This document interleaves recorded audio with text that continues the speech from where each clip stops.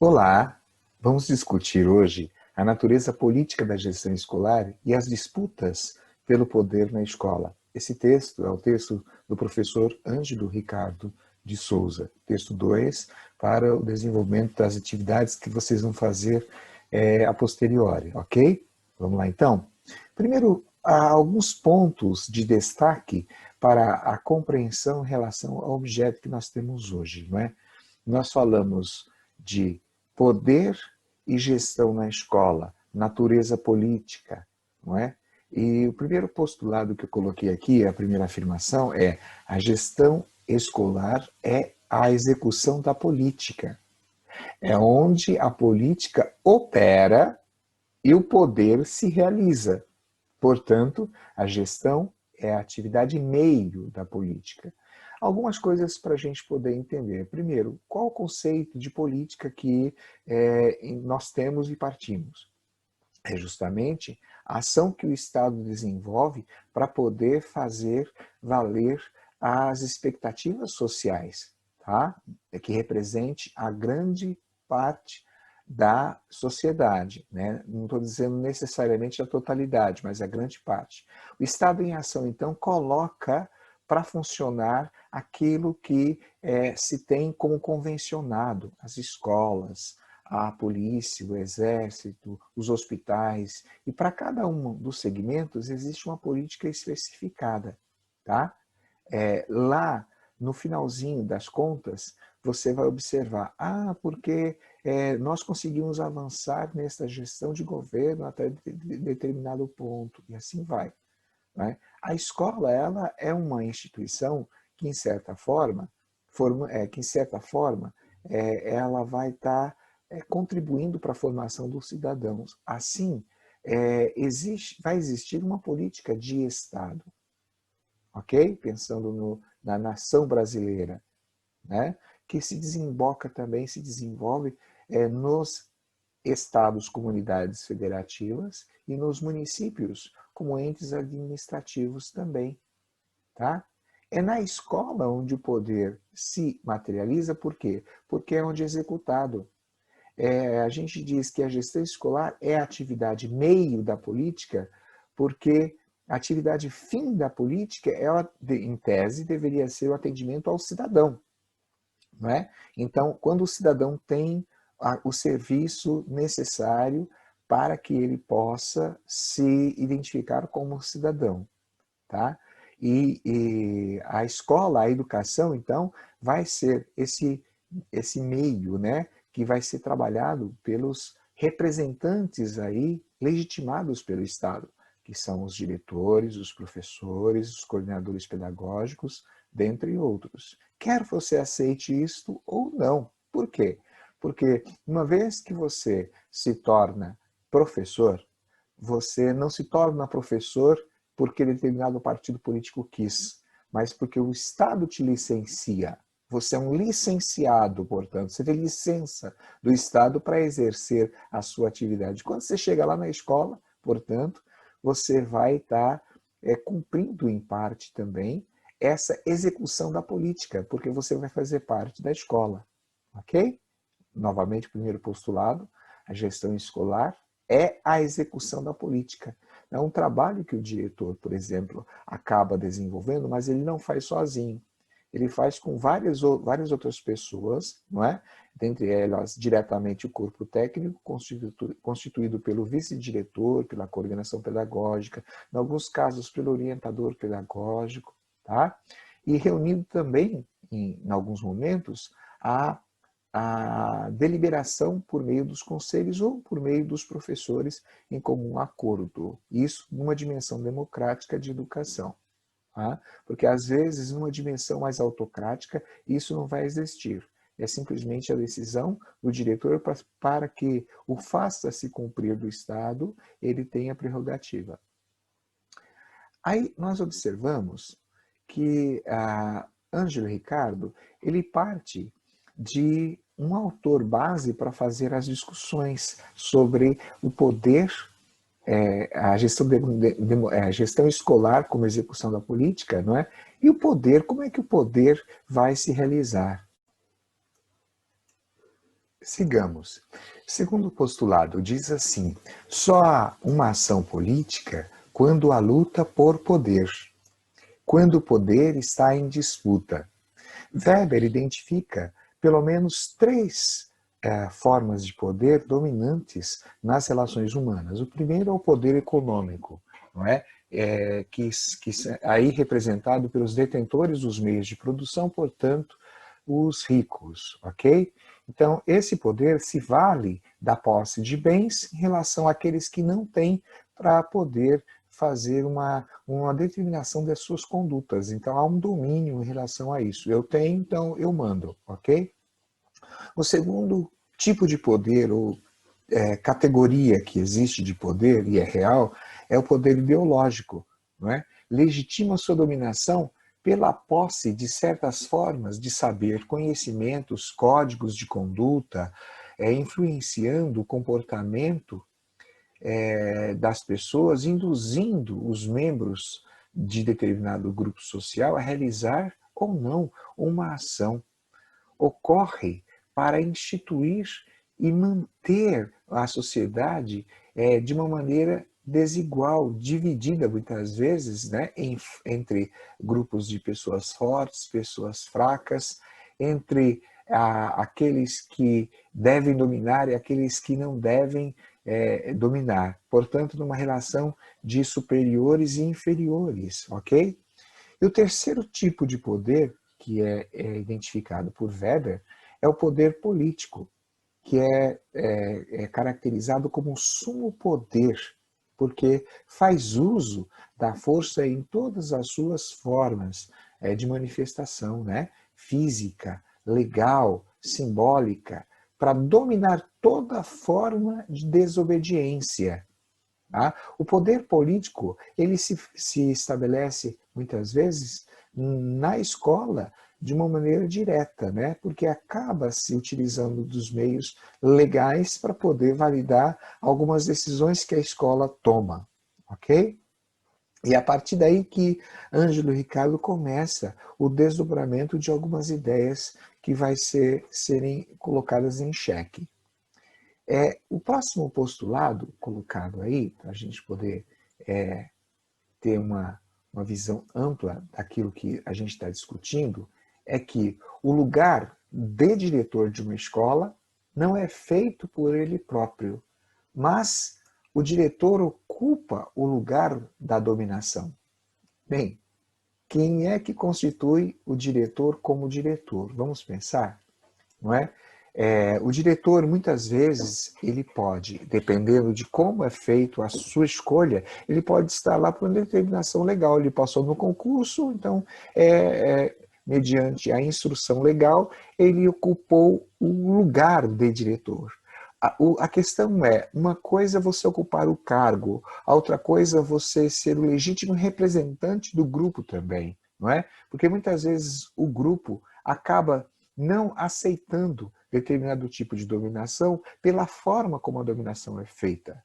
E o diretor, muitas vezes, embora de posse do cargo, ele vai precisar fazer certo tipo de negociação para poder desenvolver de uma maneira bem mais abraçada pelo grupo, né, das suas tarefas, do que ele tem que desenvolver.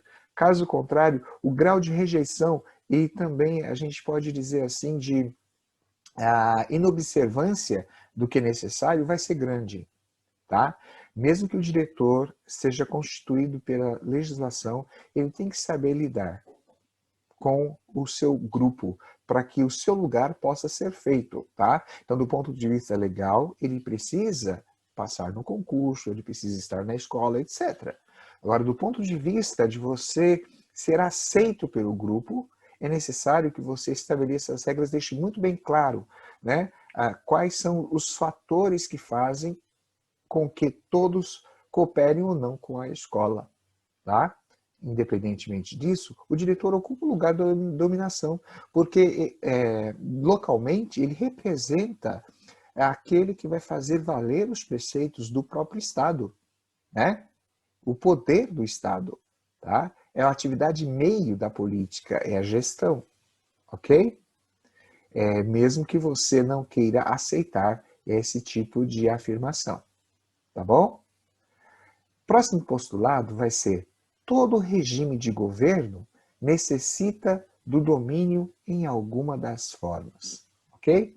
Ou às vezes político, às vezes ideológico, às vezes econômico, mas certamente de uma maneira bem forte do poder político, a forma política, né? A maneira como se vai conduzir tudo isso pode ter um predomínio maior do poder ideológico, não é? E pode ser reforçado também pelo poder econômico.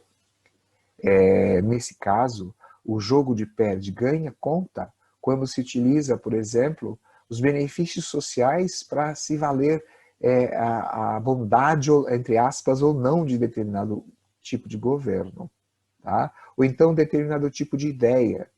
Mas, mais fortemente, tudo isso só vai ter valor se politicamente for estabelecido por meio de legislação, de projetos e programas. Tá certo? Tudo bem? Então vamos lá, as duas últimas dessa página aqui, lá no topo. O lugar do diretor de escola não é feito por ele próprio, mas, independentemente disso, ele ocupa lugar de dominação. Assim também, quando a gente pensa no trabalho que o professor desenvolve em relação ao grupo em que ele trabalha. O professor não é mero executor. O professor, ele é um educador.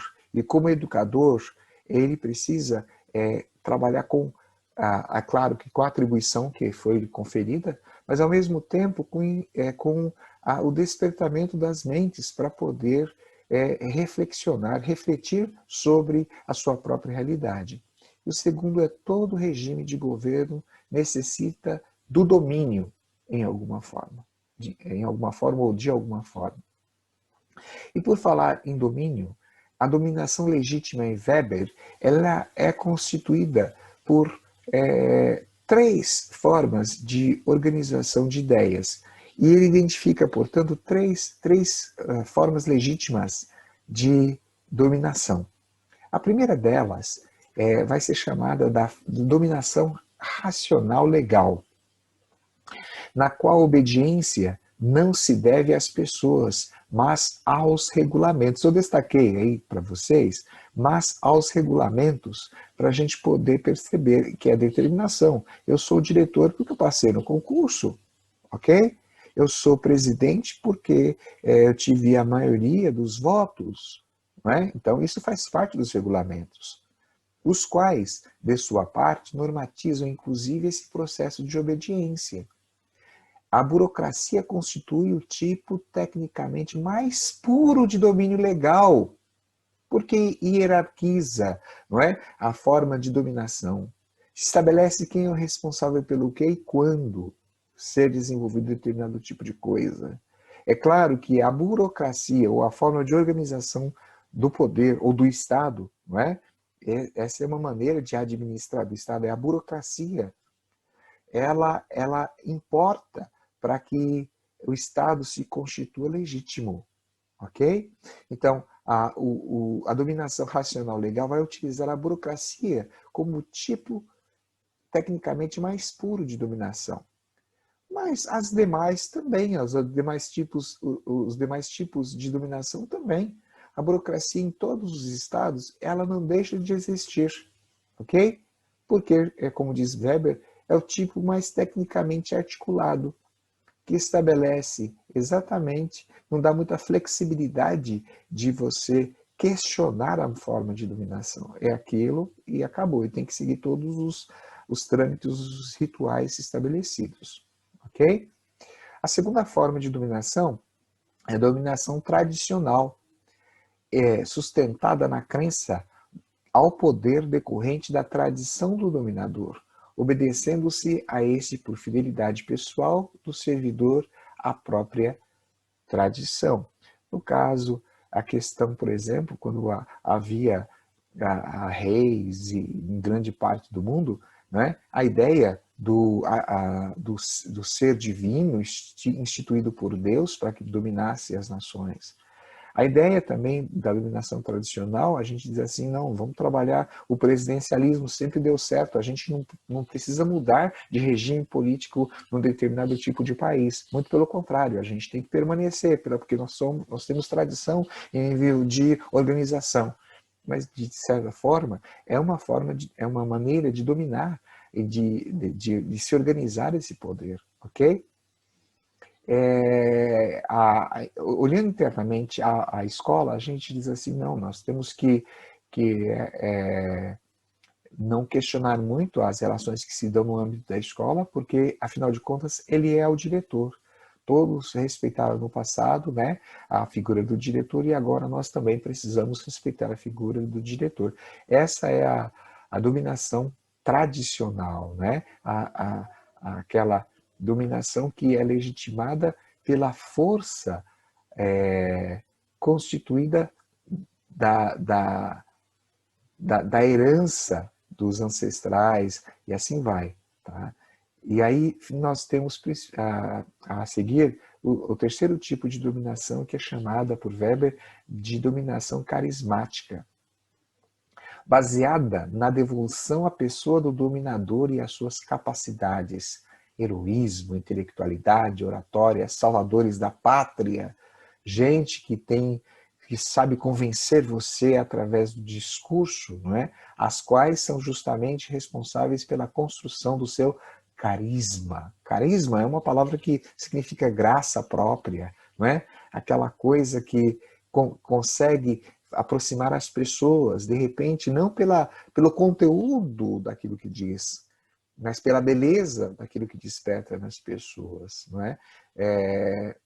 Se a gente for observar, dessas três formas de dominação, a dominação racional legal existe nas escolas, a dominação tradicional existe nas escolas, a dominação carismática também existe nas escolas em maior ou menor grau, né, de existir. De maneira pura, nenhuma delas vai existir propriamente, mesmo porque embora exista a determinação burocrática de se estabelecer um diretor em todas as escolas formais que nós conhecemos, né, a dimensão de você ocupar o lugar do espaço na escola por meio da vivência com os sujeitos vai fazer com que, para mais ou para menos, a dominação tradicional também e a dominação carismática acabem ou não existindo aí, ok? Em seguida, a gente tem que perceber que existe uma forma a escola se organizar, não é? Isso vai se dar tendo em vista como as relações são estabelecidas, as vivências, não é? O dia a dia, e dentre outras maneiras da escola atingir aquilo que se tem planejado como objetivo social, ok? Portanto, nesse tópico, a gestão e a sociologia da escola, tomando como base os pressupostos weberianos e as afirmações que fizemos com bastante destaque, tá? Olharmos para a sociologia da escola, de como esse corpo institucional funciona, não é? A gente observa que as pessoas organizam-se, agrupam-se, dispõem-se favorável e contrariamente aos interesses oficiais das organizações, não é? São as organizações informais constituídas de valores, crenças e representações, assim também como as organizações formais constituídas da observação legal daquilo que se tem como determinante em determinado tipo de contexto, ok? Duas maneiras, portanto, das organizações estarem acontecendo na escola é a organização formal e a organização informal. Eu destaquei aqui, entre parênteses, as organizações informais, por conta do papel e da força que elas têm em fazer valer, às vezes, algum tipo de jeito de vivência e de condução dos trabalhos da escola propriamente dita. Não é? Portanto, um diretor que realmente sabe, que é sensível à ideia do coletivo, ele vai se preocupar também com as organizações informais que vão existir, né? Como é que o grupo pensa, quais são os valores que defendem, né? Que representações de alunos, da sociedade existem. É claro que não necessariamente para aceitar, pode ser justamente para poder trabalhar um pouquinho melhor tudo isso e conduzir com negociações as maneiras da escola ser e estar, sem desrespeitar, naturalmente, as regras que estão instituídas pelo Estado, porque isso nem o diretor, nem o professor tem autonomia para fazer, ok? Mas o que dá para fazer, o jeito da gente poder se manifestar, o jeito para tratar as questões e os interesses da escola, elas vão se dar nesse meandro, nesse meio de negociação. Segundo o postulado sobre a sociologia da escola e a gestão, a base do pensamento da gestão escolar burocrática, porque em determinada parte também a gestão burocrática está dominando na escola, não é? Está centrada na ideia de que há uma forma técnica ideal, eficiente de se realizar os seus objetivos, né? Portanto, quando se realiza, ele se torna eficaz. Em uma aparente mescla entre uma racionalidade econômica e técnica, né? Para que a gente economize e ao mesmo tempo faça as coisas funcionar de maneira como devem funcionar, ok? Então, esse é o base do pensamento mais clássico que existe. Necessariamente, não é assim, com input e output natural que isso vai estar funcionando. Muito pelo contrário, né? Às vezes é somente olhar técnico e econômico sobre um determinado tipo de condução da vida das pessoas não vai ser suficiente. Se do ponto de vista operacional ele se torna viável, do ponto de vista da vivência, muitas vezes é emperrado. Daí a importância de se saber como esse domínio burocrático ele vai ser colocado para o grupo. Que ele tem que ser desenvolvido por conta de determinação de cima para baixo? Tem. Mas como vai ser feito isso e quais são os tempos necessários para que o grupo possa absorver, isso tem que ser objeto de conversação, de combinados, não é? De verificação do que se pode fazer para poder se tornar mais humano algumas relações, tá? É claro que eu estou falando para vocês não simplesmente do ponto de vista técnico, mas do ponto de vista de como o diretor tem que observar para poder transformar o seu espaço em um espaço mais apropriado para poder desenvolver as atividades que tem que desenvolver. O terceiro postulado, meu povo, é o controle da burocracia é, na verdade, o maior poder que alguém pode ter sobre uma organização. Ela envolve a racionalidade dos meios, ou tecnocracia, não é? Uma hierarquia que dá base para uma lógica de autoridade em tomada de decisões, e também envolve a presença de uma tradição ou cerimonial pré-determinado, além de os dirigentes ficarem ocultos por trás das ações de direção, porque muitas vezes só se olha a maquinaria funcionando, mas quem está por detrás da maquinaria, às vezes isso não é colocado como objeto. Por isso que às vezes a gente fala assim, o Estado determina, né? Mas quem está por trás do Estado enquanto um poder maior, ok? Então, nesse caso, a burocracia sempre vai existir nas instituições, não é? Em maior ou menor grau. Mas o que vai definir a maneira como as questões são levantadas é a sensibilidade para se observar que, quando se lida com seres humanos, negociações são importantes. Porque alguns diretores que não trabalham sobre tais perspectivas, eles se tornam tão autocráticos, tão intransigentes, que as organizações informais mais adiante vão fazer enfrentamentos muito mais diretos e nesse caso, emperrando também o próprio desenvolvimento do olhar democrático, de como a escola deveria estar funcionando. Ok? Finalmente, chegamos aqui, ó. Existem, no jeito de se trabalhar, um poder chamado de poder simbólico. Esse poder é exercido por meio do cargo, pela cultura do gênero, por pressão de determinados grupos, e a linguagem é uma das principais ferramentas do grupo, né, do poder simbólico. E a gente tem ali pela cultura do gênero. Sempre foi o homem que acaba determinando e tendo bastante força em algumas instituições. Na escola, há uma presença bem marcante e um contingente expressivo da presença feminina.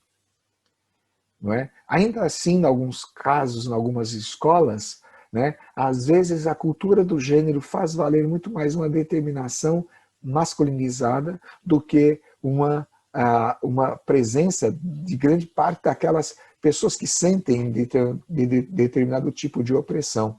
Então, tudo isso pode desfavorecer algumas tomadas de decisões legitimadas, não só para divisão de gêneros, não é isso, né? Mas porque é mulher, porque não representa aquilo que tradicionalmente se estabeleceu.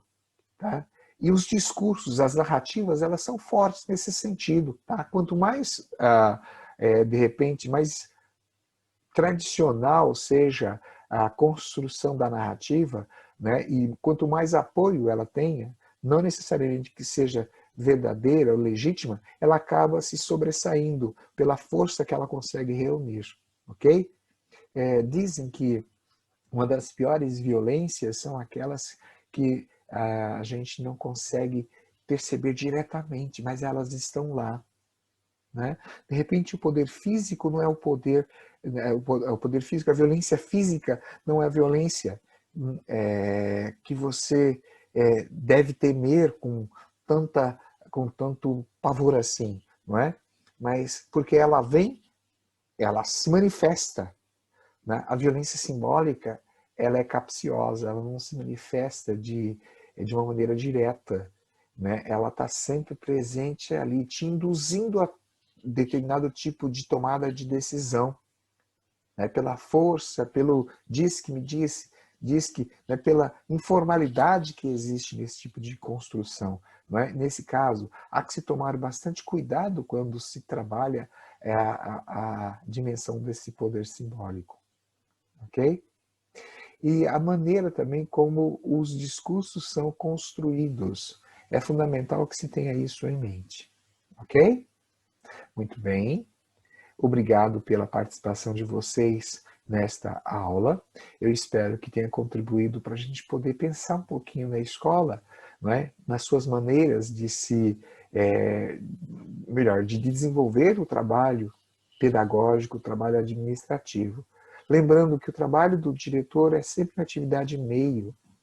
Assim como a gestão escolar é uma atividade meio, né? O trabalho do diretor como atividade meio, ele deve desencadear nos professores uma vontade de querer contribuir com a escola, querer trabalhar aquilo que é necessário se fazer para uma educação melhor.